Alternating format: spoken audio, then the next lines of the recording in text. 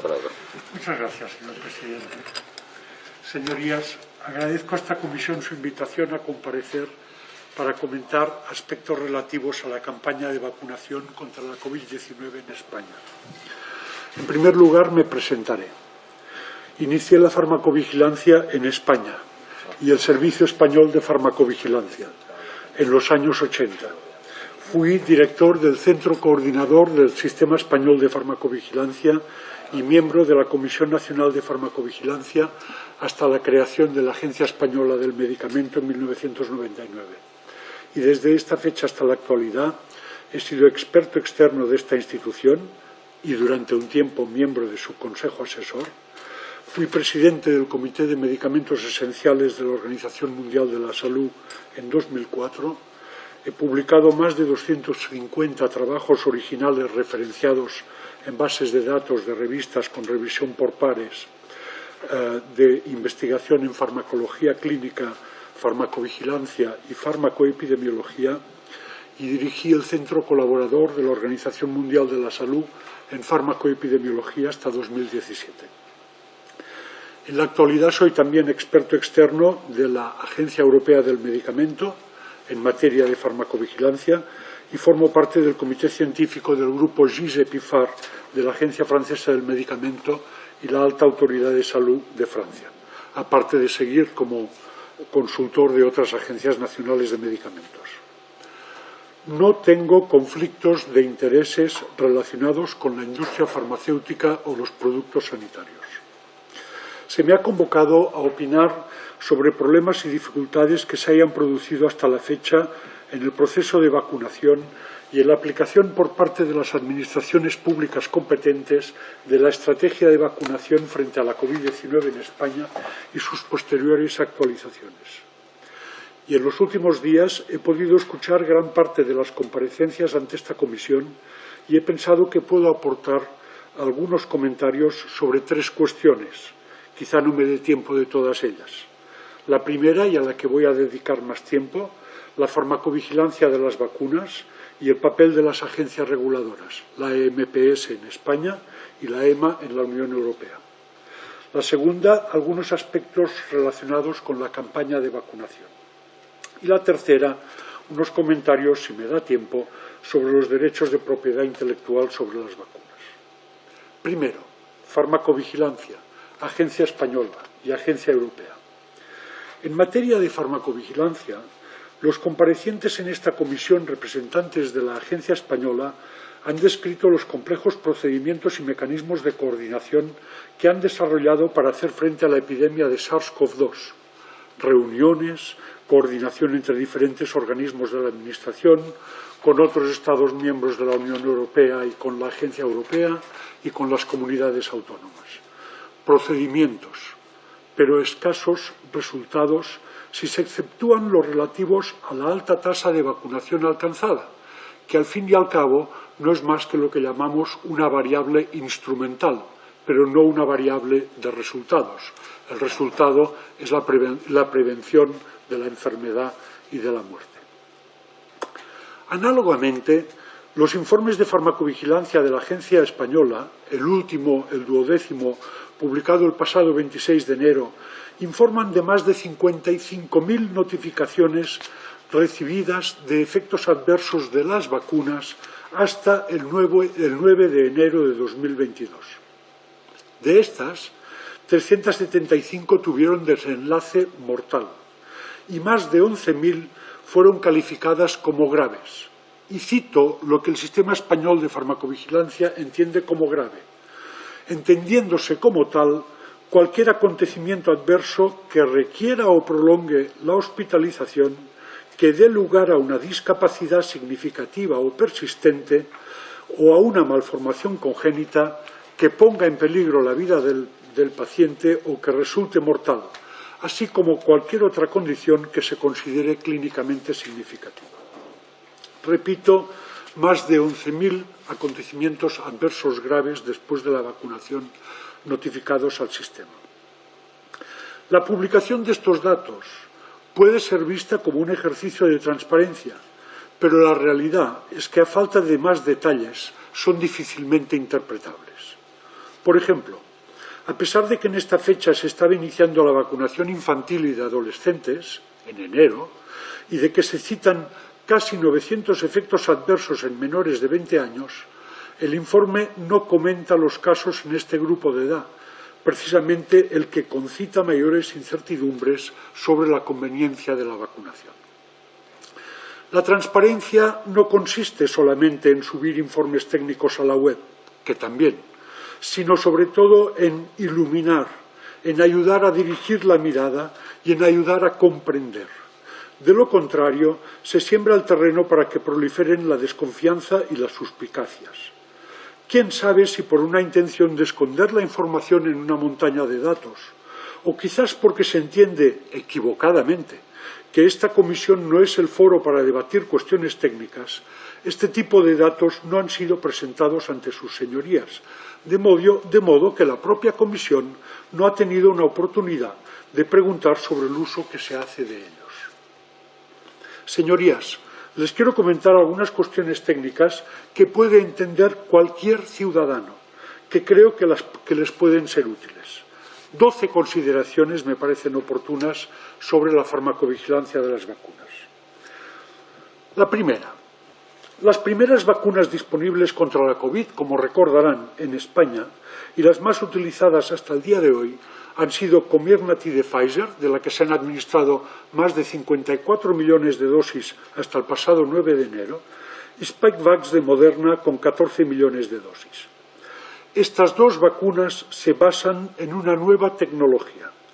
Así como las vacunas tradicionales son gérmenes atenuados o porciones de ellos que estimulan el sistema inmunitario, las vacunas de ARN mensajero introducen un ácido nucleico que da instrucciones a células de la persona vacunada para que fabriquen esta proteína del virus, la llamada spike protein, que a su vez estimulará el sistema inmunitario.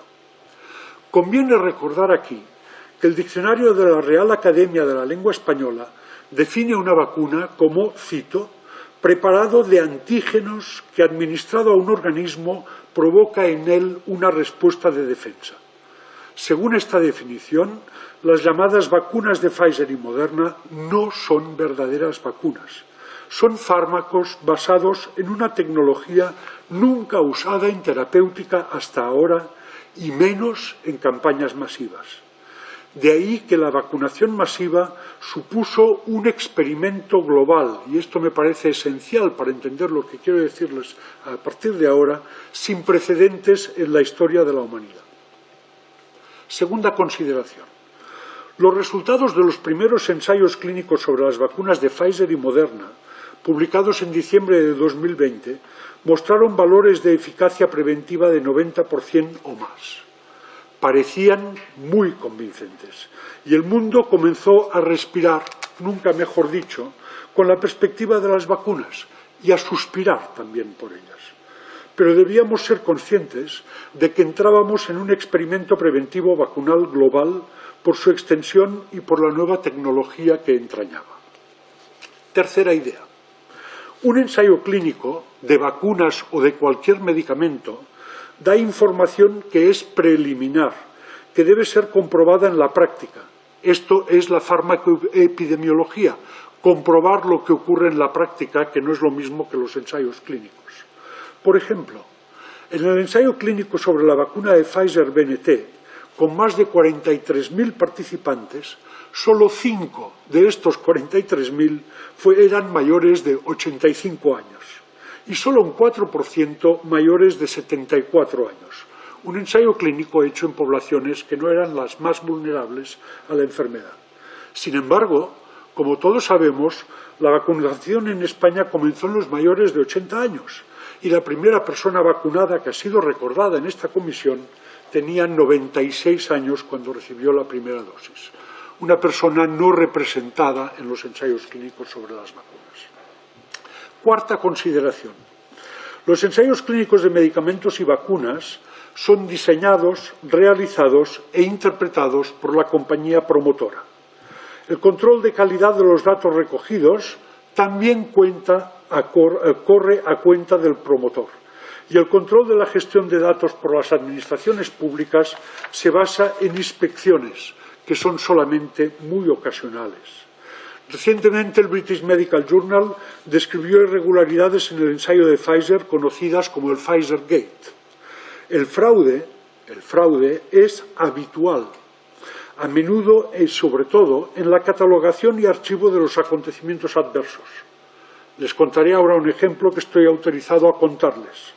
El equipo RxISC, como RISC en inglés, riesgo con una X de prescripción médica, se autodescribe como un grupo de expertos médicos de alto nivel de reputación internacional en la detección precoz de efectos adversos de medicamentos y en la mitigación de sus riesgos, farmacovigilancia y atención de pacientes. Fue constituido en 2012 y dirigido por el profesor David Healy de la Universidad McMaster de Canadá. En colaboración con XRISC, decía, hemos entrevistado y revisado hasta ahora la historia clínica de 3 participantes en ensayos clínicos, uno en el de Pfizer adultos, otro en el de Pfizer pediatría y uno en el de adultos de AstraZeneca, que han padecido de efectos adversos graves incapacitantes y que han sido literalmente desaparecidos, y uso la palabra que me recordó porque una de estas víctimas es argentina, de los informes de estos ensayos.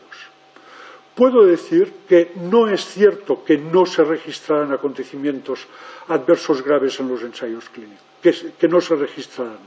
Ocurrieron, pero no fueron registrados, que es diferente.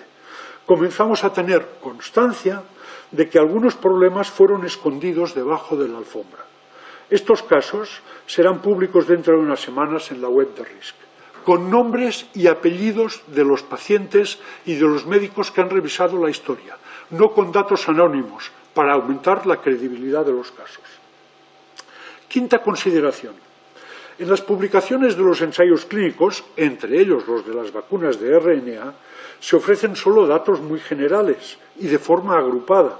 Además del fraude, también es habitual la presentación tendenciosa de los resultados.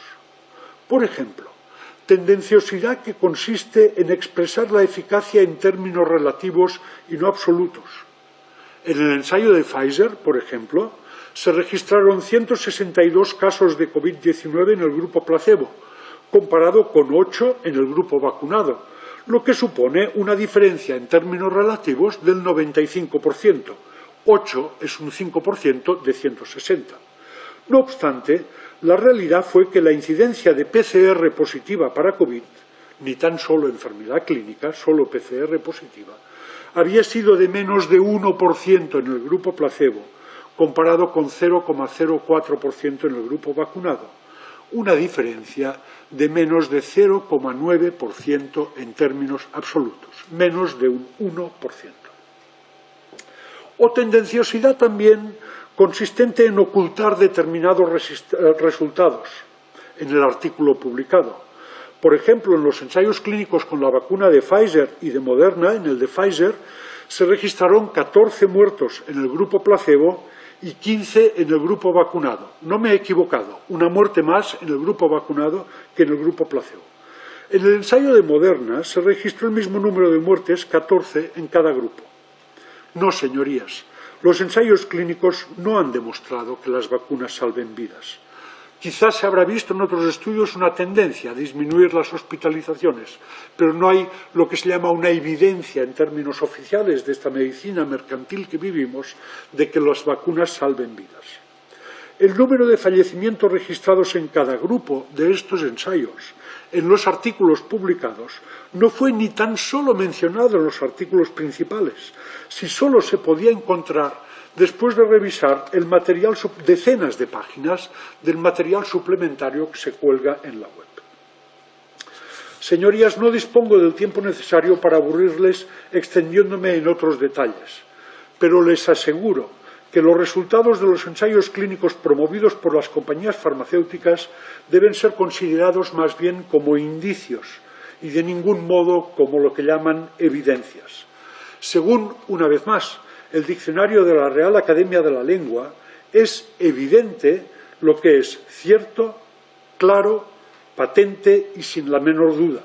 Triste ironía que expertos y dirigentes de instituciones sanitarias sigan insistiendo en la palabra evidencias ante una enfermedad nueva y, por tanto, poco conocida, imprevisible en su evolución epidémica y en las secuelas que va a dejar.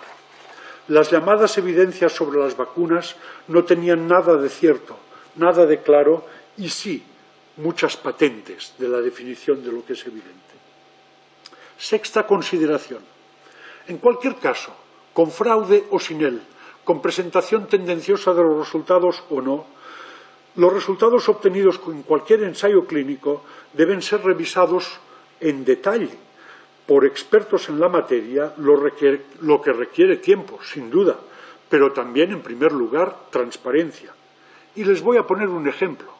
Pfizer, por ejemplo, anunció que haría pública la totalidad de los resultados de su ensayo clínico principal sobre la vacuna en 2025. ¿Se lo pueden creer?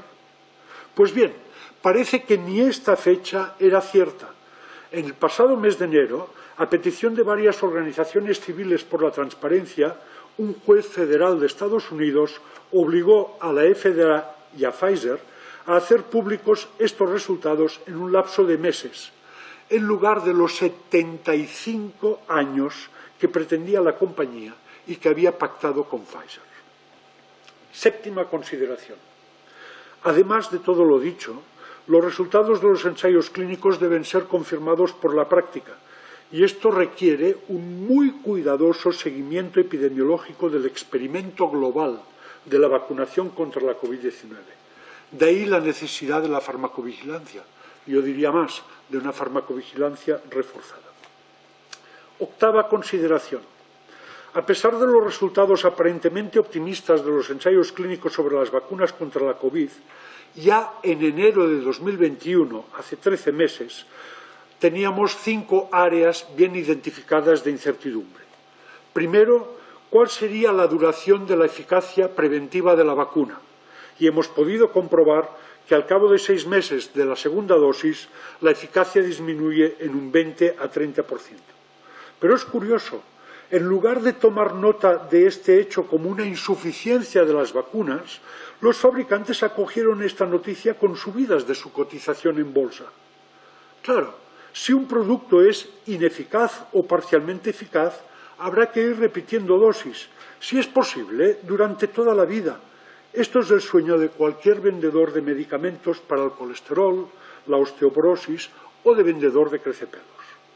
La realidad es que necesitamos mejores vacunas en términos de eficacia protectora, como ha dicho el secretario general de la OMS.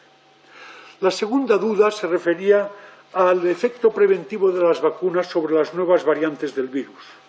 La eficacia de las vacunas frente a la cepa delta fue inferior a su eficacia frente a la cepa alfa, y la experiencia reciente ha mostrado que las vacunas no han funcionado frente a la cepa Omicron. Y añado, a pesar de los llamamientos a la población a vacunarse cuando llegó la cepa Omicron. Por ejemplo, los datos oficiales reproducidos por el profesor Luis Carlos Silva, relativos a Cataluña, muestran que entre el 23 de diciembre pasado y el 12 de enero pasado, en plena onda Omicron, se registraron 37.000 diagnósticos de COVID por PCR en personas vacunadas y 30.000, algo menos, en personas no vacunadas. Esto no quiere decir que los vacunados tuvieran más enfermedad por Omicron. Lo que quiere decir, o lo que se puede interpretar sin duda, es que la vacuna no protegía contra la enfermedad producida por la cepa Omicron. La tercera duda o incertidumbre que existía con las vacunas se refería a si evitarían la transmisión o contagio. Y está claro que las vacunas no evitan la transmisión de la enfermedad, aunque algunos comparecientes lo han dicho con la boca pequeña, no la evitan. De modo que el pasaporte o certificado COVID carecía de base científica y además puede haber contribuido a aumentar el número de casos, puesto que daba una falsa sensación de seguridad a quienes lo obtenían. La cuarta duda se refiere a los efectos adversos. Ustedes recordarán que cuando salió la vacuna de AstraZeneca se habló rápidamente de una señal de farmacovigilancia de un riesgo de trombosis graves, sobre todo en mujeres jóvenes. La señal apareció a finales de enero. El Comité de Seguridad de la Agencia Europea, tan halagado en esta comisión, no se reunió hasta principios de marzo y convocó una rueda de prensa el 31 de marzo. Total, para decir que no disponían ni siquiera de cifras de vacunación en los Estados miembros por franjas de edad y sexo. Y, por tanto, no podían calcular la incidencia si las mujeres tenían más riesgo, las jóvenes más que las mayores, etc. Además, la EMA, sabiendo que esto es incorrecto, insistía en la baja incidencia, sin distinguir la incidencia real de los acontecimientos de la realmente notificada. Les pongo un ejemplo. Por ejemplo, en relación con las trombosis, entre el 1 de enero y el 19 de abril de 2021, en Cataluña se notificaron 53 casos de trombosis. Es mucho. Existía mucha publicidad sobre el problema y esto favorece que se notifiquen estos casos. Pero las bases de datos sanitarias de los centros de salud de Cataluña contenían 540 casos, más de 10 veces más, que, naturalmente, en su mayoría no habían sido notificados. O también el problema de la miocarditis y la pericarditis. Se nos dijo primero por la EMA que la incidencia podía ser de 1 caso por millón, de entre 1 y 10 casos. Después se rebajó la estimación a 1 caso por 100.000. Después salió un estudio israelí que hablaba de 1 caso por 10.000 en los adultos jóvenes. Ustedes habrán visto o habrán oído hablar de jugadores de fútbol famosos e incluso de espectadores de espectáculos deportivos que colapsan en mitad del partido. Son personas vacunadas que tienen problemas cardíacos posiblemente atribuibles a la vacunación y de eso no se habla. La última incertidumbre que teníamos cuando aparecieron las vacunas ha sido ampliamente debatida en esta comisión, se refiere al acceso a las vacunas a escala global. Quisiera hacer algunas reflexiones más sobre la farmacovigilancia de las vacunas. Además de lo que les he contado, el seguimiento de la seguridad de las vacunas ha puesto de manifiesto las deficiencias de la farmacovigilancia en la Unión Europea. La Agencia Europea, como les he contado, ha reaccionado tarde y de manera paquidérmica e insuficiente ante las señales de efectos indeseados que han ido surgiendo, y sus vacilaciones no han ayudado a las autoridades de los Estados miembros a orientar la campaña de vacunación según los resultados obtenidos. De hecho, cada país adoptaba una medida diferente en cuanto a su política de vacunación. Han prevalecido los procedimientos y la burocracia por encima de la ciencia, el sentido común y la atención a las incertidumbres inherentes al experimento global emprendido. Décima consideración. No se trata solamente de un incidente o de la ineptitud de algún funcionario. La Agencia Europea de Medicamentos está financiada en más de un 80% con las tasas aportadas por las compañías farmacéuticas. Está concebida legalmente para autorizar la comercialización de medicamentos y vacunas, pero no para interactuar con los sistemas sanitarios de los Estados miembros. Undécima consideración. La pandemia ha hecho evidente que la legislación europea sobre farmacovigilancia, basada en la notificación voluntaria y en planes de gestión de riesgos desarrollados por las propias compañías fabricantes, está más concebida para proteger a estas últimas que para proteger a los ciudadanos. Y última consideración sobre cuestiones de farmacovigilancia, y duodécima, en este contexto quisiera comentar también el escaso uso que se ha hecho de las bases de datos sanitarias en España para hacer un seguimiento de la vacunación, de sus efectos beneficiosos y de sus posibles efectos indeseados en el contexto de la epidemia. Probablemente no se trata solo de una oportunidad desaprovechada y perdida, sino más bien del reflejo de la falta de voluntad del Sistema Nacional de Salud para ser un verdadero productor de conocimiento y no lo que es actualmente, en mi opinión, un mero receptor pasivo de mensajes de clara intencionalidad comercial, un comprador ignorante de tecnología que a menudo paga humo a precio de oro. La pandemia también ha puesto en evidencia la existencia de un enorme mercado de explotación de bases de datos sanitarias para estudios epidemiológicos, canalizado por la Agencia Europea de manera no democrática, me atrevo a decir incluso colonialista, en connivencia con centros universitarios adictos a la política de la agencia. Se me acaba el tiempo, presidente. Tenía algunos comentarios sobre la campaña de vacunación, si se me permite presentarlos. 5 minutos los presento. Después, la segunda intervención que usted tiene puede acabar su... Muchísimas gracias. Muchas gracias. Quería, en segundo lugar, referirme a algunas cuestiones de la campaña de vacunación y, en particular, a lo ocurrido en las residencias de personas mayores. La epidemia incidió especialmente en las residencias, sobre todo al principio, y la mortalidad fue 57 veces más alta que en la población general. Una mortalidad de 9–10% en las residencias, comparado con una mortalidad general en la población de menos del 0,11%.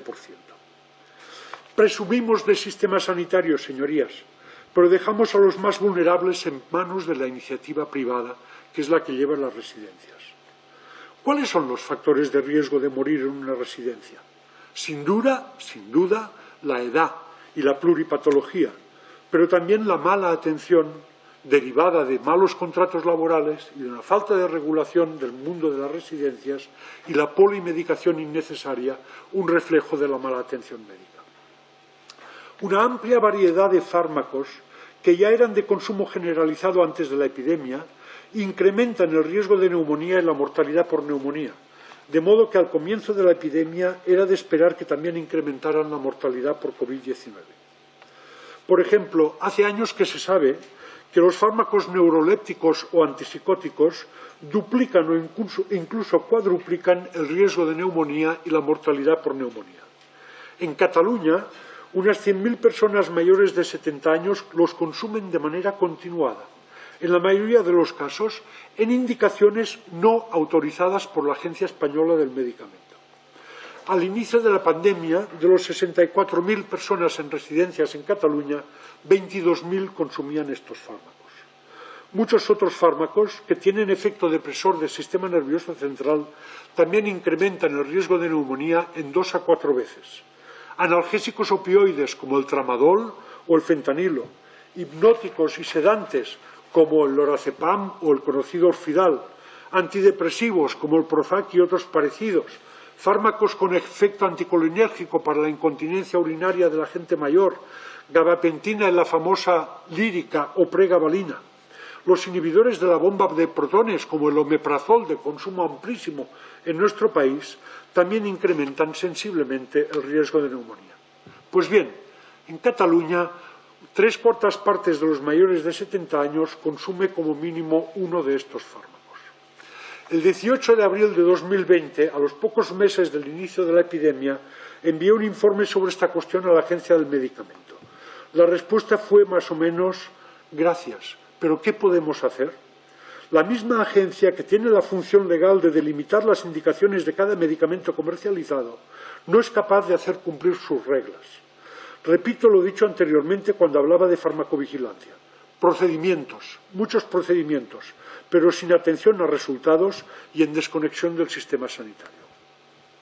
En los últimos meses se han publicado numerosos estudios que confirman las previsiones que hice al inicio de la epidemia.